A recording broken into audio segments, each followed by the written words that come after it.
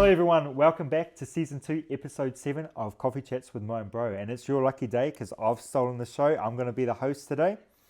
And this is my sister. Hi guys, I'm Monique. And I'm her brother, Brandon. So we're going to be explaining debunking myths that are commonly asked by our clients and our viewers.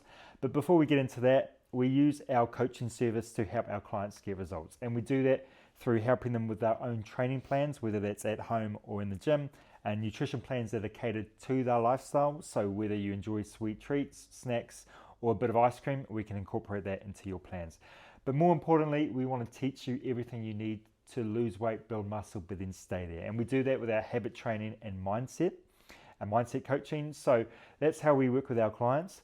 But anyway, on to you now. Do you want to talk about what this episode's about? Yeah, so today in episode 7, we're going to be covering how important sleep is for a weight loss journey.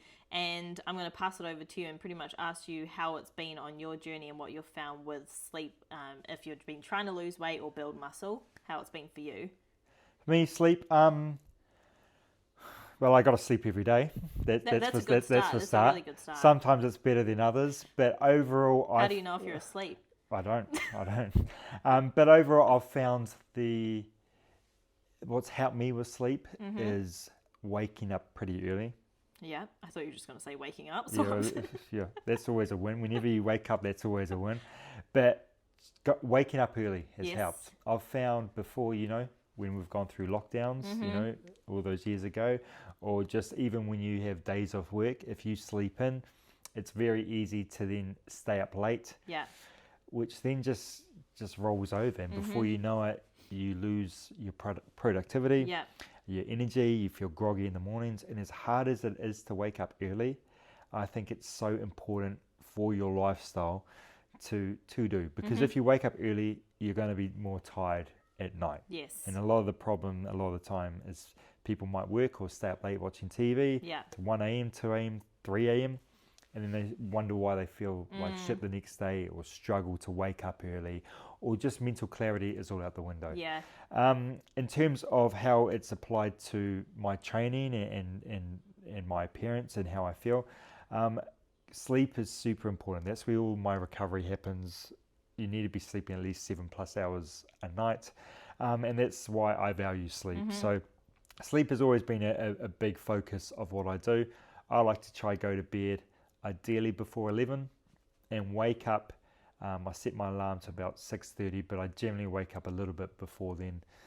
Get out of bed straight away. Don't muck around scrolling on your phone. Just get out of bed, start your day, and that's kind of how I approach sleep. How about you? So over the years, like years ago, I would go to sleep, I don't know, past 10 o'clock and wake up just before 10 o'clock as well. So bad. But that was just not understanding how important sleep is for recovery. And that's where a lot of your building muscle will come in, and also just recovering them and getting them back to where they need to be in order to push yourself the next day with your weight training. So I didn't have that knowledge back then, and I did not prioritize sleep at all. And today I am completely different. So as you You're know, crazy. Yeah, you're freaking nuts. As you know, I now go to sleep at 8:30. Oh. It's dinner time. Yeah, I know. So I've got to make sure I'm also eating well enough before that to actually digest my food and not, sleeping on a full tummy. So I go to sleep at 8:30 and I wake up usually about 5:15, 5:20, and I'll go straight to the gym. But like you say, 7 hours plus is absolutely what you need, because that's where you're going to make sure you're, helping your muscles as much as you can. Also just mental clarity and everything. So that's been a massive realization for me over the years, is just realizing how important sleep is, because I think people actually lack that knowledge. And I would always used to wake up and just scroll on my phone as well. And now I don't do that for an hour, because running a business, I get straight into, I wake up. You wake up because your cortisol levels, so your stress levels are already high. That's what wakes you up. And if you're starting to scroll on your phone, which is what I used to do, you're just raising those cortisol levels even more. So I now do not do that. I know that there's business to get into, but God, I'm up at 5:20. So if you're, surely there's nothing, it can't wait. It can wait until 6:30 after I do my gym workout, give myself some me time. So that's something that I've learned over the years, is just how important sleep is. How have you found it for your clients, and specifically the males that you work with? Yeah, so I think a lot of dudes underestimate sleep.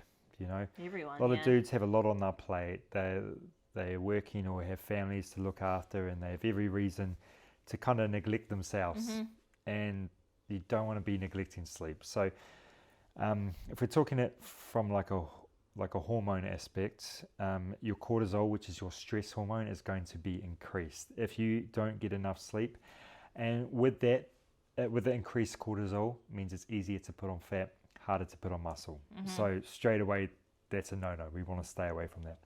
So how we're going to prevent high cortisol is good sleep, at least 7 hours of sleep a night. So as I said before, waking up early, as tough as it is actually more beneficial because it means it's going to be easier to get to sleep at a good time. In terms of working with my dudes, there's a few tips that I like to share with them. First one is to stay away from technology last half an hour before bed. You don't want that blue light kind of stressing your eyes. Then it's very difficult to switch off afterwards. So you don't want to be scrolling in bed. Ideally, you want to put your phone away from your bed, maybe even in another room. Use an alarm clock. That way you're not going to wake up to notifications during the night. You also want to, just as soon as you wake up, get out of the room. Yes. Get out, start your day, maybe even go for a quick 5-minute walk. Yeah. Just see that daylight or just get out of your usual settings. And then for the dudes that like to work or find it hard to sleep, that's where going back to waking up early is going to help. Yeah. Also, getting in a good workout, having that time where you relax in the evenings. You don't want to be keeping your mind alert before bed. And it's just going to come over time. But then another thing, at worst, you can always take melatonin, which can help with sleep. So these are some tips that I help. I work with my clients, and hopefully will help you guys. But how have you found dealing with your girls and sleep and any problems that they've faced? This may be the same for males as well. I think it's just for like a generation thing, and people are always working. But I find that a lot of my females, when they first come to me, is like they say that their sleep is poor and they're not hitting that 7 hours. Yes, because some of them have kids, but mainly because a lot of them work and they're working throughout, when they should be winding down. So I always try and look at them. Obviously, they all have individual needs and what, their lifestyle looks at. So I really critique each individual and see how I can help them with their sleep patterns, because work should not be a priority. At the end of the day, I always tell my girls this: if you drop dead tomorrow, your employer will just employ someone else. So why are you making sure that they're getting the most out of you when you're not even looking after your health first? So that's what I try and tell them in terms of tips. Like you say, workouts to just make yourself tired, because you will want to sleep after your workout. And then also magnesium. So I recommend magnesium to at least help de-stress and relax the muscles and just get you ready for bed. I personally have a cup of tea before bed, just getting something warm in the system, a nice warm shower, doing stretching. Like, it all really does depend on the woman that I'm coaching, depending on their lifestyle. But those are just some tips that can definitely help them and have helped my girls as well. But just letting them know, because I think a lot of people don't know that sleep is super important if you're trying to lose fat and build muscle. So it's just really reminding them of that. But I can't stress enough how important it is to look after yourself before you look after other people, especially your boss. 100%. And for those out there that are training hard in the gym, trying to build muscle or look tone, your muscle growth is going to happen in your sleep, not actually in the gym. So that's why you need to prioritize sleep. Yes, love it. Awesome. Well, thank you guys for joining us for episode 7. We will drop our social media links on the screen, also in the description notes, if you want to find out a bit more about how you can work with us. But we will see you next week for episode 8. Is there anything you want to say? Yeah, so as Molly just mentioned, we've got our links. Most of my content's catered more for dudes, Monique's more for females, but at the same time we want to help out everyone. You can go on to our website, motionfitness.co.nz, and that's where there's a bit more info on how to work with us, and even an email list. So that's where we give out free tips to kind of align with these podcasts.